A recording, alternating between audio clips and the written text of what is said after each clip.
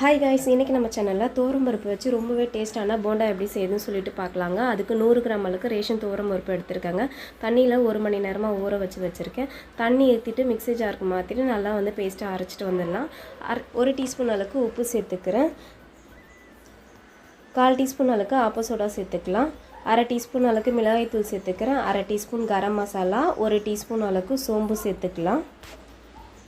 ஒரே ஒரு கேரட்டை துருவி சேர்த்துக்கிறேன். ஒரு மீடியமான வெங்காயத்தை சேர்த்துக்கலாங்க. கொஞ்சமாக கட் பண்ணி வச்சுருக்கேன் மல்லி புதினாவை சேர்த்துக்கிறேன். 1 கப் அளவுக்கு கோஸ் சேர்த்துக்கிறேன். கண்டிப்பாக கோஸ் சேர்த்துக்குங்க, ரொம்பவே டேஸ்ட்டாக இருக்கும். 1 டீஸ்பூன் அரிசி மாவு சேர்த்துக்கலாம். இது கூடவே 1/2 டீஸ்பூன் அளவுக்கு இஞ்சி பூண்டு பேஸ்ட்டு சேர்த்து நல்லா மிக்ஸ் பண்ணதுக்கப்புறமா ஆயில் நல்லா ஹீட் ஆனதுக்கப்புறம் மீடியமான ஃப்ளேமில் வச்சுட்டு சின்ன சின்ன உருண்டைகளாக சேர்த்து ஃப்ரை பண்ணி எடுத்துக்கலாங்க. உள்ளே நல்லா சாஃப்டாகவும் வெளியே கிறிஸ்பியாகவும் இருக்கும். நீங்களும் ட்ரை பண்ணி பாருங்கள். வீடியோ பிடிச்சிருந்தனா லைக் பண்ணுங்கள். உங்களுடைய ஃப்ரெண்ட்ஸ் அண்ட் ஃபேமிலிக்கு ஷேர் பண்ணிக்கோங்க. தேங்க்ஸ் ஃபார் வாட்சிங்.